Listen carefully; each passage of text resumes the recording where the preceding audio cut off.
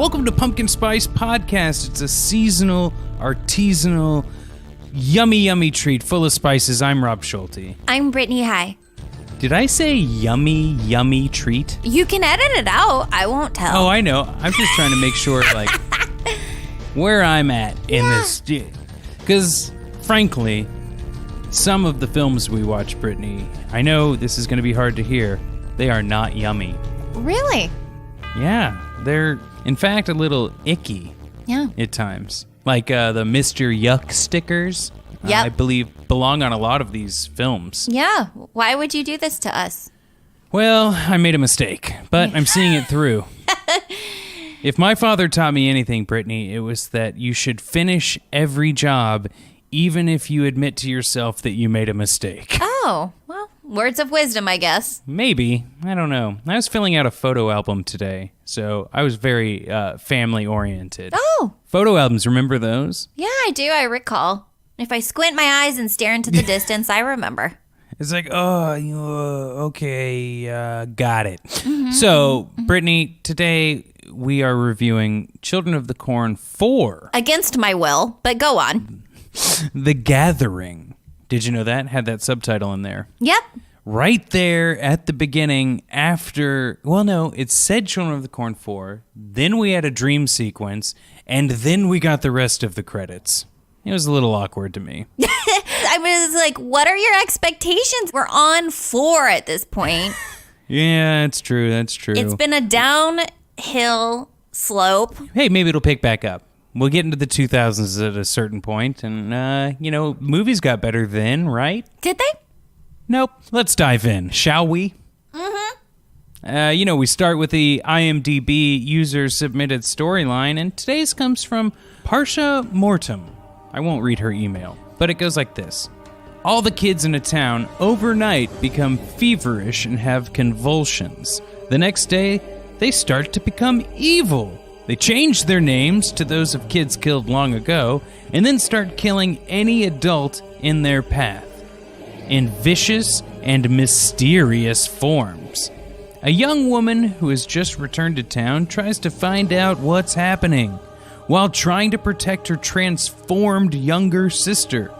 However, the kids are starting to revive their leader. From the world of Stephen King comes the darkest mystery of the year. You and I both know there's nothing to be afraid of, right? I'm not afraid of anything. Of an evil set upon a small Midwestern town. Grace, I'm hot. It did something to him. The fever. And a young medical student who must solve its mysteries. Whatever happened to my boy is going to happen to him. Now, the secret of the force behind the terror will be revealed. I've come for the children. Children of the Corn 4, The Gathering. Brittany, how did you have, all of these movies on DVD, correct? I have Children of the Corn Collector's Edition, which includes 2 through 7. But 2 through 7. I thought that I should highlight this because I moved recently. And when I moved, I said to myself, everything's digital these days. Let's get with the times. I got rid of all of my DVDs except for a select few. Same. I have 4 DVDs. Okay, I kept 3. Now I will always have my copy of Space Jam. Of course. True Romance. Got it. The complete series of Tenacious D, when they had the HBO show. Mm-hmm. Better than the album. And now I have Children of the Corn 2 through 7. So if you look in the cabinet that I keep my DVDs, I probably look like a psychopath. Well, not everyone likes Tenacious D, Brittany. What? Hey, I was in one of their music videos for about 4.5 seconds. I know. I remember. I was starstruck. You were the first celebrity I met. I was like, I go to college with a fucking celebrity. She was in a Tenacious D music video once. My Tenacious D news was that I owned the original album that had the Babies in Chains on the back of it. Oh, cool. That they had to like smoke screen out later. Yeah. Well, I watched this on the Blu-ray collection that I had that does not have as many movies as yours. Mine only goes up to the 6th. We both just realized there's 8. Devastated. We must extend this season a couple weeks longer than we had originally planned, but don't worry. That's what we're here for. That's the point of the show, and we will never make this mistake again. Yeah, I won't agree to this ever again. Yeah, but when people hear what we're going to do this autumn, I think they're going to, you know what? Scream! They might flip the fuck out is what I was going to say, but yours is a little bit more on the nose. Shall we get into cutting class? Let's do it. Attention, faculty and students. You're suspended. Not until your grades improve. Cutting class. The school is closed. Cutting class, as everyone knows, this is where you and I open up the encyclopedias, we flip through the books, we go to the library, we stay there till they kick us out, and we have to come up with some fun facts about the movie we've just watched. Can I tell you something? Oh, yes, please tell me. Since you brought up the library, this is a confession I have to make. Like, I have a library card. I go to the library here in Los Angeles where I live. But in college, I literally not once ever went to the library. At, like, the school library or any library? No, at college, I just didn't go to the library, like, at all. I definitely did go to the library because I realized if I ever had to do anything, if I were to be working at home, it would not get done. Mm-hmm. It just wouldn't. I lived with too many rowdy mofos. That's so true. I, of course, was also a rowdy mofo. The rowdiest. I've been to therapy. I've cleaned up my act. No more rowdiness. Oh. Okay. Well, that's no fun. Well, I get rowdy every now and then.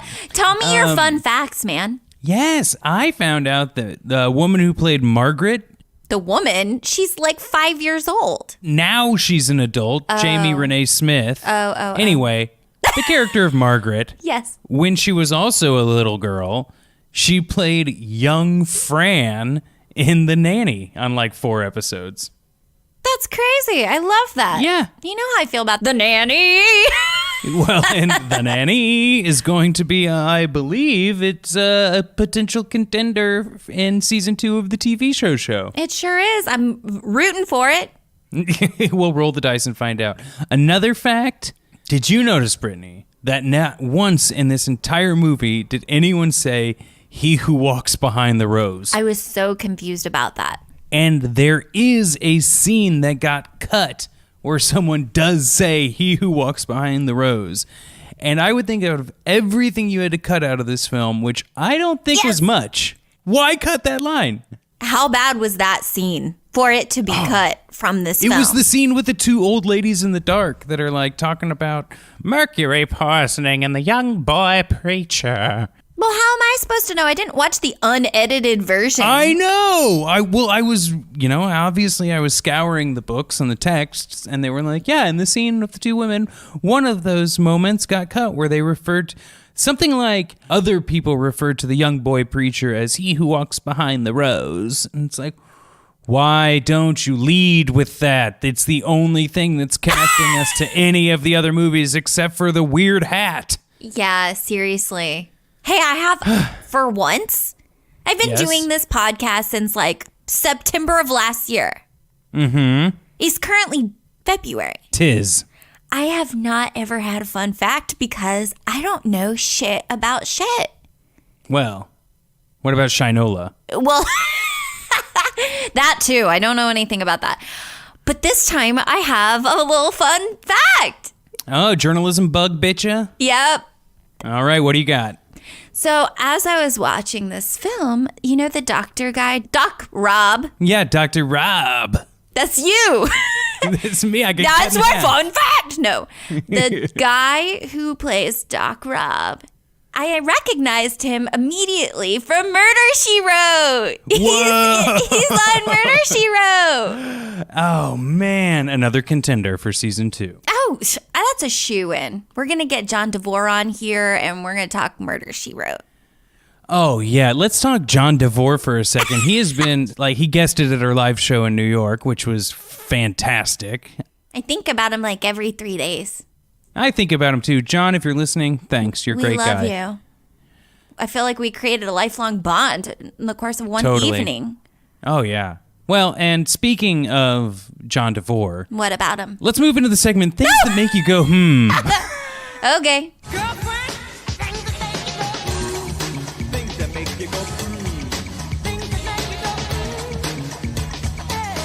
I have a few. Oh, good. I'm rubbing my hands together so fast that sparks are flying. It's terrifying. I'm also a robot, apparently. The mom is like, what is it called? Agoraphobic. She doesn't like to leave the house, which same. Yes. But the thing is so funny is they're like keeping like, she only goes this far. And they showed the end of the sidewalk. The sidewalk inexplicably ends like 10 feet before you get to the road. Yeah. It ends Yeah. and then it's just like tall grass. Like that's why. Not a good sidewalk. Yeah. Like extend it and see what happens. Maybe she just doesn't like to walk on cushy grass. That made me go, That makes me go, currently, because if they would have extended the sidewalk to the street, would the street then have just been a sidewalk? That's deep. Then she could have gone wherever she wanted. Yeah. She could have put those newspapers in the cornfields. She could have done whatever the heck she wanted, but it's weird that the sidewalk ended prematurely. I'm calling Shel Silverstein. Okay, so one of my hms. The main bad kid in this, besides possibly being switched actors at the end of the movie, I'm not quite sure. He just kind of look like a super religious Tom Sandoval? Oh, yeah. Vanderpump Rules? For sure. And they're wasted. They're in my car, and Lala goes, "Sorry, Sando, I'm just in love with your girl right now." That hat, well, I know you're a couple episodes behind me, but Tom has a birthday hat in this season of Vanderpump Rules that is ridiculous. So imagine the hat that our big bad wears in like every single episode of Children of the Corn, but like tan instead of black. Tom Sandoval. Spitting image. It made me go, Tom, get in this franchise. He really wants to have children and his girlfriend really doesn't. Tread lightly, man. That's all I'm saying. Tread lightly. What are you going to do about it? And don't use your mystery he who walks behind the rose powers either to manipulate the situation. Seriously. Besides, what's the point of having kids? They're just gonna grow up and kill your ass. Brittany, you make a very strong point. Thank you. That's what I've been using on my boyfriend lately. He's like, well, when you put it like that. You got any other hms? Yes, I have more hms. So this woman brings her creepy ass twins who are acting creepy in addition to just looking creepy to the doctor. And she's like, I don't understand. They're acting crazy. And he was like, no, you go home. You chill out. I'll watch your children for you. And I'll figure it out. And she's like, okay. I'm like, what doctor does that? Any doctor I've ever been to can't wait to get my ass out of there. And get the bill in your hand, am I right? So I was just confused, like, what doctor does that? What doctor offers to watch your children? Yeah, and he like tries to like reprimand the kids as if he's their parental guardian. Oh, well, I actually really appreciated that. He was like, you know what I'm going to prescribe? Your mom to whoop your ass. I appreciated that. But no, for whatever reason, those kids just slice him in half and go call themselves different names like all the other kids. We've all been there. Yeah, I remember when I was a kid, I wanted to be called Zach. I didn't. Apparently, Rob wasn't cool enough. I wanted to be Zach. Damn. My final where's all the corn? Our previous film, there was like going to be a corn empire, and it was going to take over the world, and all of the kids were going to be evil because they were going to export all that corn. But then they killed the dad. Well, yeah. Yes. Corn is not a big part of this story. Children are a big part of this story. There are some scenes that have dead corn stalks, but where's the corn?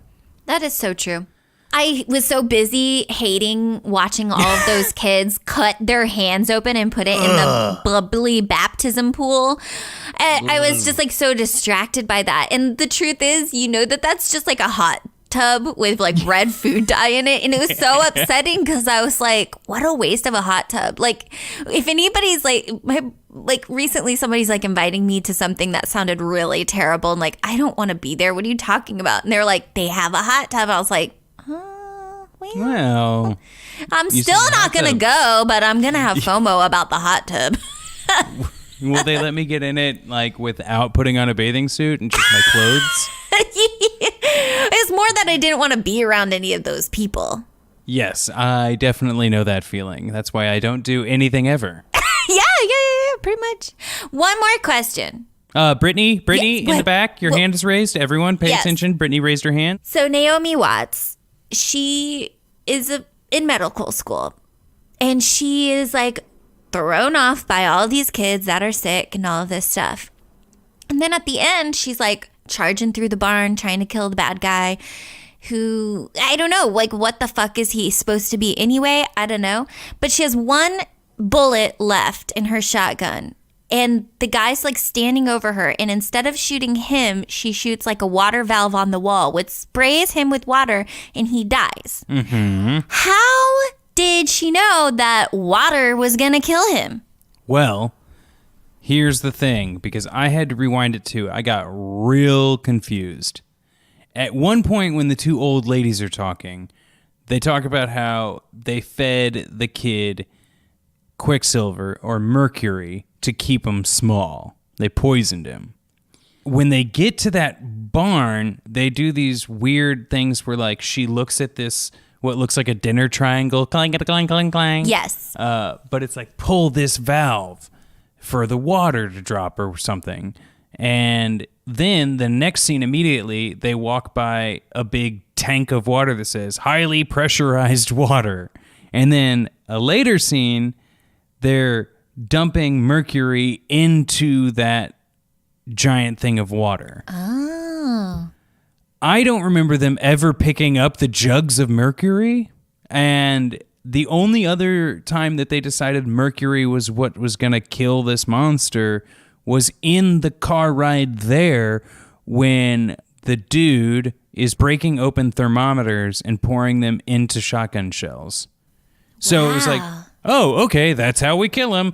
But nothing was like they didn't have a reason. They're just assuming that. And at some point, somehow they have mercury. Maybe they brought it and I totally missed that scene, but I was taking notes.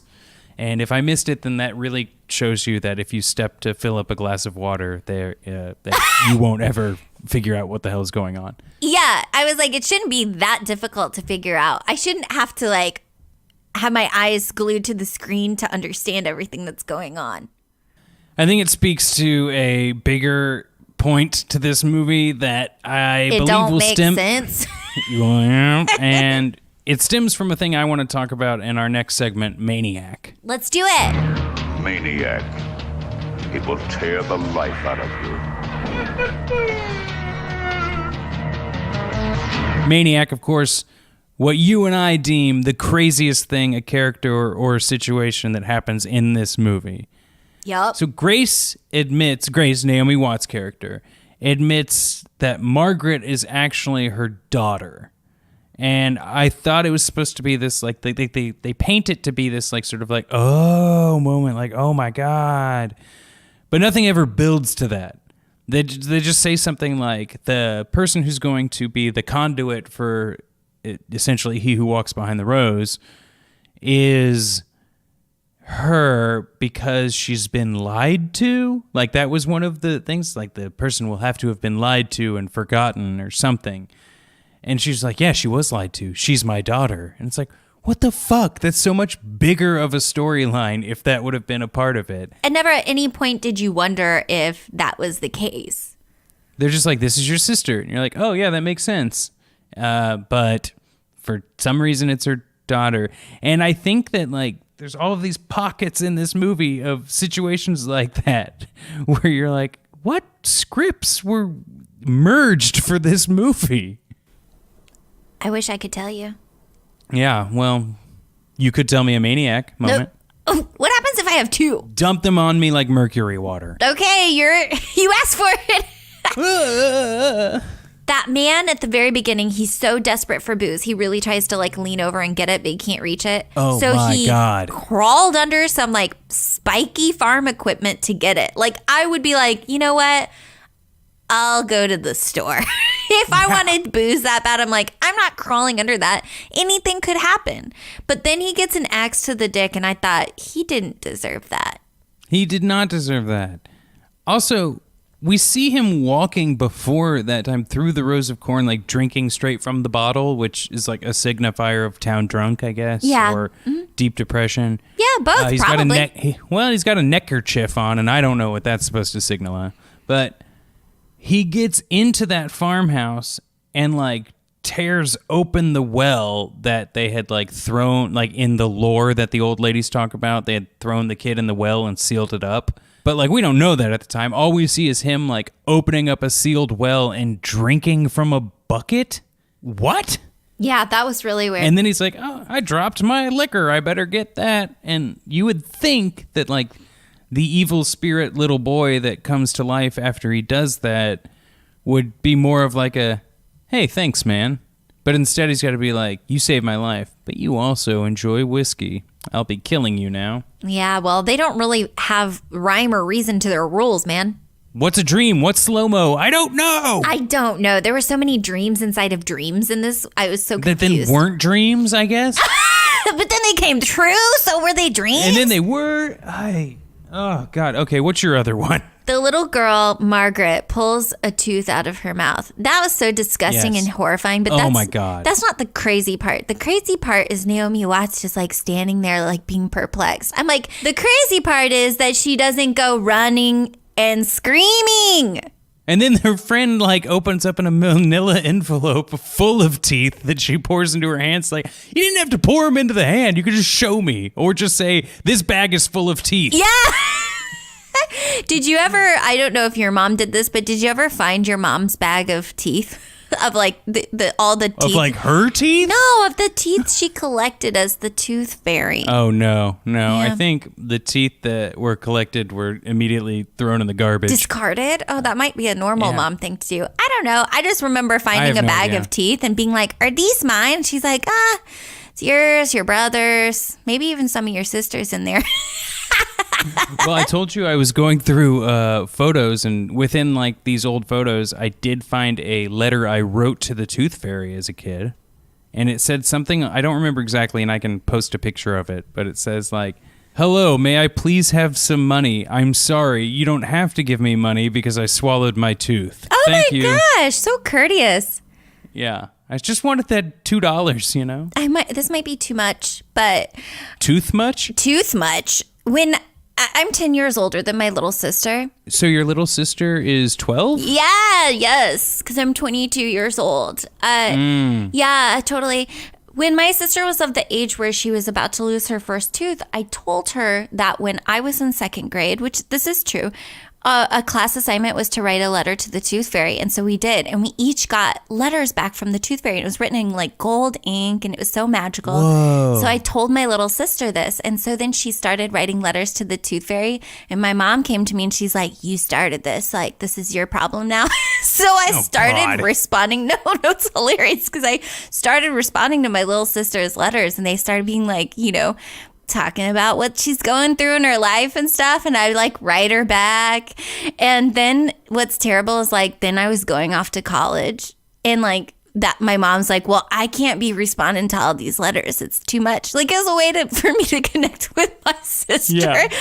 She's like, you got to tell her. And so like, as I'm going off to college, I'm like, I'm also the Tooth Fairy. I'm really sorry. See ya! Yeah. Everything you know is a lie. Goodbye! Yeah, and I'm not going to be there anymore. Bye. Teeth. They're weird. Do you have any other maniacs? I could go on and on for maniacs. Those kids, like, brandishing that scalpel as they were just, like, already sliced the guy up, and you see them from behind just, like, waving their arms with the knives. I Like, hated it. Ugh. But you know what I had that surprised me more than anything What? so far? A new segment called Flash Memory. Oh, tell me all about it.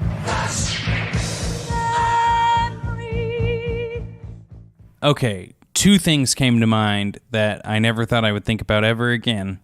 One, when I was at summer camp that I hated, I think I used to say I was sick a lot to like get out of being picked on, things like that, right? Sames. And so one time I was legit sick and they were taking my temperature because I was a little kid and just playing with the thermometer in my mouth instead of just letting it sit there. And it flew in the air, like did backflips, landed on the ground and shattered. And the mercury came out. Like you could see it balling up on the floor. Wow. And the nurse assistant at this camp picked it up with her bare hands. Oh my God. Is she okay? Probably not. I mean, she's not like, smearing it on top hats or something and going crazy. But like, that definitely couldn't have helped anything. And I remember just being like, she picked up mercury with her bare hand. And I had to learn that like, sometimes you just can't freak out about stuff because no one cares. And they made a decision to do that, and they're a nurse's assistant. So, whatever. I would have still gotten a dustpan.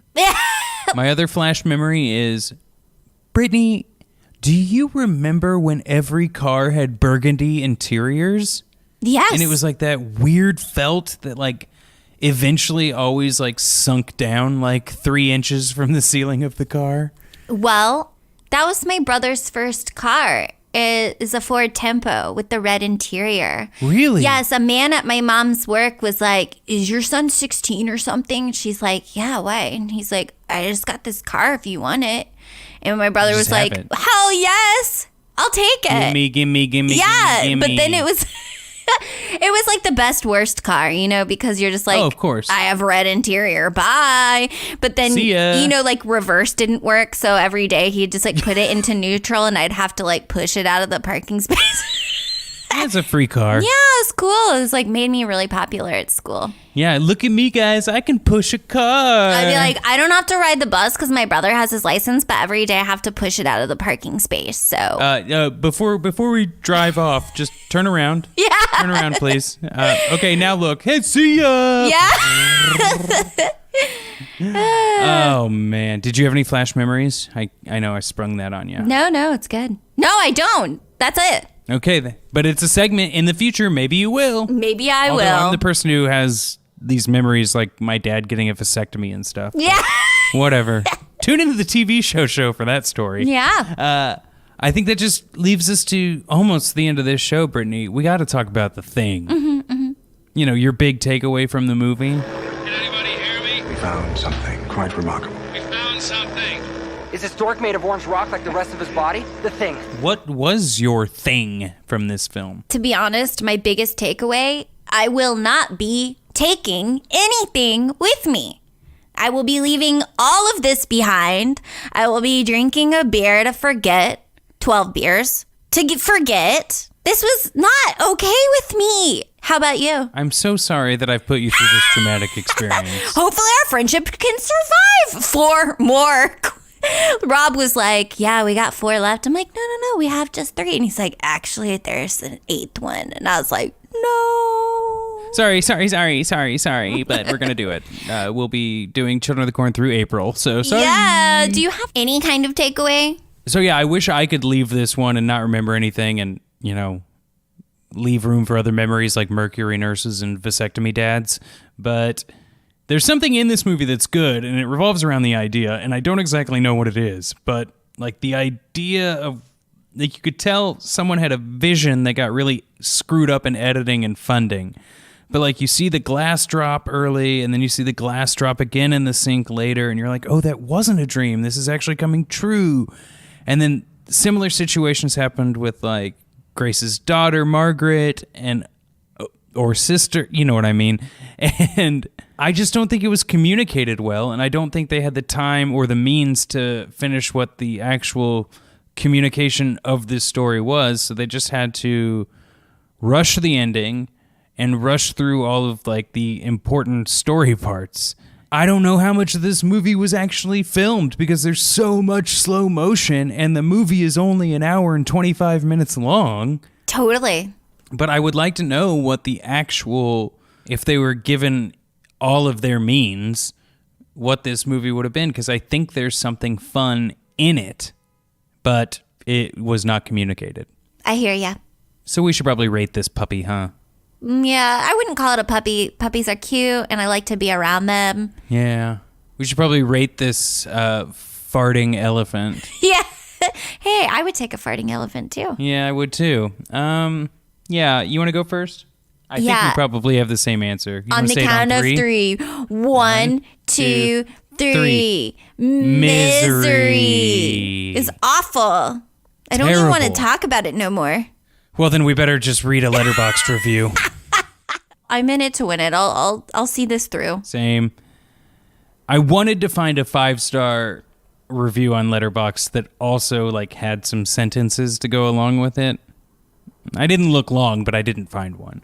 I did find a 2.5-star review. Generous. Yes, from October 7th of last year, 2018. Mm-hmm. And I think they, let me just read it. It's by a woman named Shay. I didn't love this movie for multiple reasons, but I didn't hate this movie for one reason, Naomi Watts. And I think I stand by that. Yeah, that actually sums it up. Because Naomi Watts is an angel. Her stuff was believable, as silly as the movie is. But Brittany, next episode in 2 weeks, we're watching Children of the Corn 5, Fields of Terror. I can't wait. I wanted to start doing something new here, if that's cool with you. Yeah, I think at the end of episodes, I should read the official IMDb storyline, since we always start the episode with a user-submitted storyline. So true. So the official IMDb storyline for Children of the Corn 5 Fields of Terror is 6 college students on a road trip take a wrong turn and end up trapped within a strangely deserted rural town inhabited by a murderous cult of children and the supernatural forces that control them. Wow. Wow. You know, Eva Mendes is in this next one. In this one, the 4th one, it's actually the first time that our girl Naomi Watts had been first billed. Oh, really? Yeah. And well, that's a fun factoid. Yeah, well, no, I mean, I just don't want to, Yeah, Naomi deserves a unique moment. Yeah. I agree. Well, Brittany, if people want to support us, they can go to our Patreon page. I would really appreciate that. Yeah, the link's in the bio, so you can go there and get bonus episodes or just say, hey, here's $1, have fun. Don't spend it all in one place. If people don't want to support us financially, that's totally fine. They can leave us a 5-star rating and review on Apple Podcasts. If you think that maybe you should leave less than that, just don't. Yeah. It's a great frugal way to still support a show you like. I consider it generous. No, it is pretty generous, but they don't have to shell out the dollars for it. Yeah. Where else can they hear us, Brittany? The TV show, it's another podcast, and we talk about TV shows on that one, so nothing too scary. No, we are wrapping up season 1, which I'm really looking forward to. Yeah, you can't miss it. Our finale is coming up. Everyone hates it when I call it a finale, but... What would they like it better if you called it a fiend? No, that would be worse. Ugh. How dare you? Nah. Well, this has been something.